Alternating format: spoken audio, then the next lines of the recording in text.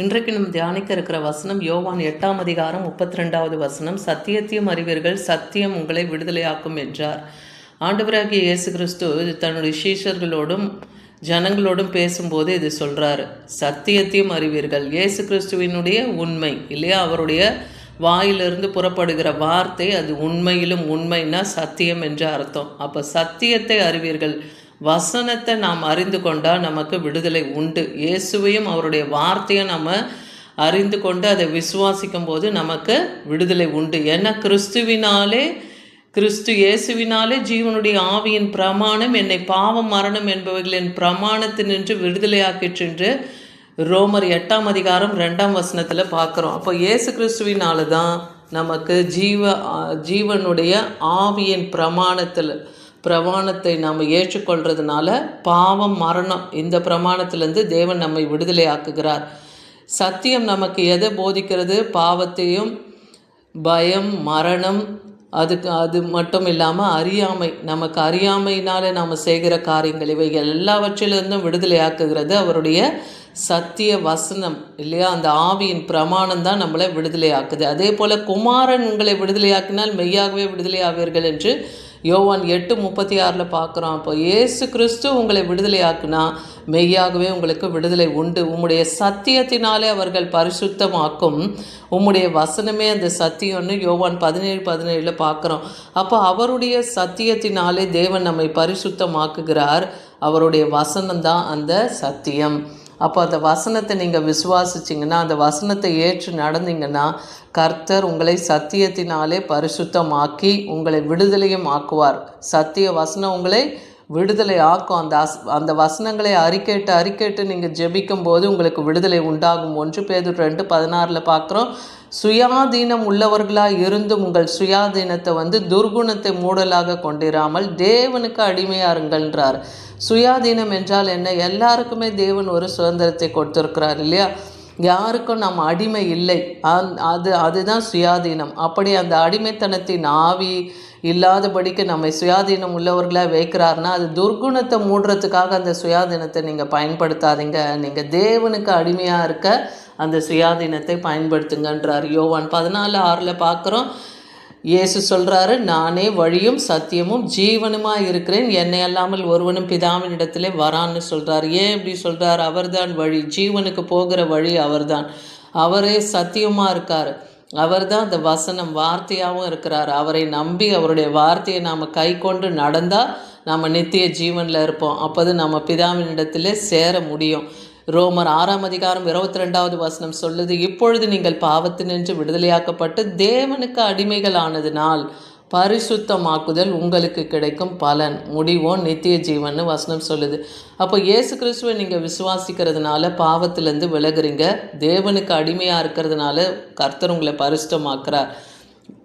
இதனுடைய பலன் என்ன? உங்களுக்கு நித்திய ஜீவன். இதை நம்ம மறக்கவே கூடாது. ஏசாயா 61ஆம் அதிகாரம் 1வது வசனத்தில் கர்த்தராகிய தேவனுடைய ஆவியானவர் என்மேல் இருக்கிறார். இது ஆண்டவராகிய இயேசு கிறிஸ்து அவரை குறித்து சொல்லப்படுகிற ஒரு வசனம். அதே போல் புதிய ஏற்பாட்டிலே அந்த வசனம் லூக்காவில் வரும். ஆண்டவராகிய இயேசு கிறிஸ்து தேவாலயத்தில் ஏசாயா புத்தக சுருளை அவர் வாசிக்க தொடங்கினார்னு இருக்கும்போது அதில் இந்த வசனத்தை தான் வாசிப்பார். கர்த்தராகிய தேவனுடைய ஆவி என்மேல் இருக்கிறார், சிறுமைப்பட்டவர்களுக்கு சுவிசேஷத்தை அறிவிக்க கர்த்தர் என்னை அபிஷேகம் பண்ணார்னு சொல்கிறார். அப்போது பிதாவாகிய தேவன் தன் ஒரே பேரான குமாரனை இந்த பூமியில் இருக்கிற சகல மனுஷர்களுடைய பாவங்களை நீக்கி அவர்களை ரட்சிக்கும்படியாக தான் தன் குமாரனை இந்த உலகத்துக்கு கொடுத்து இவ்வளவாய் அன்பு கூர்ந்தார்னு யோவான் 3:16 பார்க்குறோம். அப்போ தேவனுடைய ஆவியானவர் கிறிஸ்துவின் மேலே இருந்தார். அவர் சிறுமைப்பட்டவர்களுக்கு சுவிசேஷத்தை அறிவித்து கட்டுண்டவர்களை எல்லாம் விடுதலையாக்கிறதுக்கு, சிறைப்பட்டவர்களை விடுதலையாக்கவும் தான், கட்டவிழ்த்தலை கூறவும் தான் இந்த பூமிக்கு வந்தார். அதுதான் இந்த சுவிசேஷ வார்த்தை. சங்கீதம் 25:5 பார்க்குறோம். உடைய சத்தியத்திலே என்னை நடத்தி என்னை போதித்தருளும் தாவீது சொல்கிறார். நீரே என் ரட்சிப்பின் தேவன், உம்மை நோக்கி நாள் முழுவதும் காத்திருக்கிறேன். ரட்சிப்பு கர்த்தருடையது, ரட்சிப்பு யூதர் வழியாய் வருகிறது.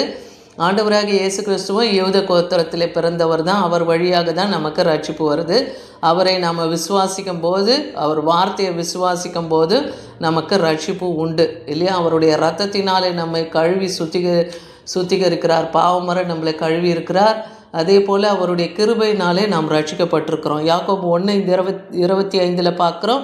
சுயாதீன பிரமாணமாகிய பூரண பிரமாணத்தை உற்று பார்த்து அதிலே நிலைத்து இருக்கிறவன் எவனோ, கேட்கிறதை மறைக்கிறவனாக இராமல் அதற்கேற்ற கிரியை செய்கிறவனாக இருந்தால் தன் செயலாலே அவன் பாக்கியவனாக இருப்பான்றார். யாக்கோபு புத்தகத்தில் 1:25 சுயாதீன பிரமாணமாகிய பூரண பிரமாணம். நமக்கு தேவன் சுயாதீனத்தை கொடுத்துருக்கிறார். அந்த பூரண பிரமாணத்தை நீங்கள் எல்லாரும் உற்று பார்த்து அதில் நிலச்சிருங்க. கேட்குறவனுக்கு மறைக்காமல் கர்த்தருடைய வார்த்தையின் பிரமாணத்தின் காரியங்களை சொல்லுங்கள். அதுக்கேற்ற கிரியை செய்கிறவனாக இருந்தீங்கன்னா தன் செய்கையினாலே அவன் பாக்கியவானாக இருப்பான்னே சொல்கிறாரு. யாக்கோபு 2:12 பார்க்குறோம். சுயாதீன பிரமாணத்தினாலே நியாய தீர்ப்பு அடைய போகிறவர்களை அதற்கேற்றபடி பேசி அதற்கேற்றபடி செய்யுங்கன்னு சொல்கிறார். அந்த சுயாதீன பிரமாணத்தினால நியாய தீர்ப்பு அடைய போகிறோம் இல்லையா?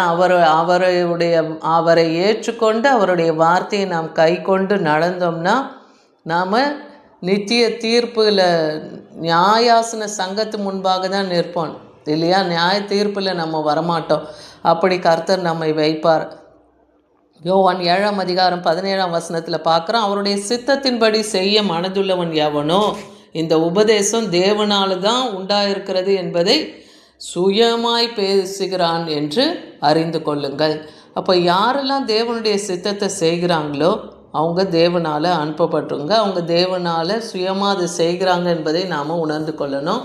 அதே போல் ஆண்டவராகிய இயேசு கிறிஸ்து தன் அடிச்சுவடை நமக்கு விட்டு போயிருக்கிறார். ஏன்னா வருத்தப்பட்டு பாரம் சுமக்கிறவர்களே என்னிடத்துல வாருங்கள், நான் உங்களுக்கு இளைப்பாறுதலை தருவேன்னே சொல்கிறார். மத்தேயு 11:30 29 நான் சாந்தமும் மனத்தாழ்மையுமா இருக்க என் நுகத்தை உங்கள் மேலே ஏற்றுக்கொண்டு என்னிடத்துல அந்த கற்றுக்கொள்ளுங்கள். அந்த சாந்தத்தையும் மனத்தாழ்மையும் நம்ம கற்றுக்கொள்ளும் பொழுது நம்ம ஆத்மாவுக்கு இளைப்பாறுதல் தருவார். அந்த ஆத்மா அலைந்து தெரியாதபடிக்கு அது நித்திய ஜீவனிலே இருக்கும். சங்கீதம் 119:45 தாவீது சொல்கிறார், நான் உம்முடைய கட்டளைகளை ஆராயிருக்கிறபடியினால் என்னை விசாலத்திலே நான் நடப்பேன்ற ஒரு விசுவாசம் அவருக்குள்ளே இருந்தது. கர்த்தருடைய கட்டளை கற்பனைகளுக்கு நாம் கீழ்ப்படிந்து நடக்கும்போது கர்த்தர் நம்மையும் விசாலமான இடத்திலே வைப்பார், விசாலத்திலே நடத்துவார். அந்த விசுவாசம் நமக்குள்ளே காணப்படணும். ஏன்னா அவர்கள் அறிவை வெறுத்தார்கள், கர்த்தருக்கு பயப்படுதலை தெரிந்து கொள்ளாமல் போனார்கள்னு நீதிமொழிகள் 1:29 பார்க்குறோம். அப்போ கர்த்தருக்கு பயப்படுதல் தான் ஞானத்தின் ஆரம்பம்.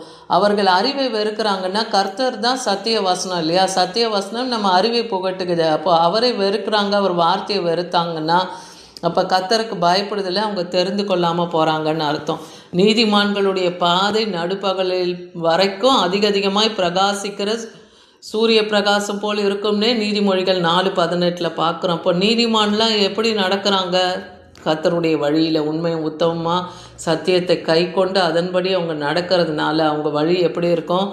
நடு பகலில் எப்படி சூரியன் பிரகாசிக்குமோ அது போல் அந்த பிரகாசம் அதிகமாக இருக்கும்னு பார்க்குறோம். அதே போல் என் கடிந்து கொள்ளுதலுக்கு திரும்புங்கள் என்று ஆண்டவராகிய இயேசு கிறிஸ்து சொல்கிறார். என் ஆவியை உங்களுக்கு அருளுவேன், என் வார்த்தைகளை உங்களுக்கு தெரிவிப்பேன்னே சொல்கிறார். அப்போ கடிந்து கொள்ளுதலுக்கு தேவன் நம்மை கடிந்து சிட்சித்து போதித்து வழிநடத்தினார்னா அதன்படி நம்ம நடக்கும்போது கர்த்தருடைய ஆவி நம்மேல் அருளப்பட்டிருக்கு இல்லையா? அதனால் அவர் வார்த்தையை நாம் தெரிந்து கொண்டு அந்த வார்த்தையின்படி நாம் நடக்க ஆரம்பித்தோம்னா நிச்சயமாகவே நமக்கு விடுதலை உண்டு. அதுதான் இன்றைக்கி நமக்கு போதிக்கிறார். சத்தியத்தையும் அறிவீர்கள், சத்தியம் உங்களை விசுவாசிக்கும். இயேசுதான் அந்த சத்தியம். அவரையும் அவர் வார்த்தையை நாம் விசுவாசித்தால் நமக்கு விடுதலை உண்டு. ஆமேன்.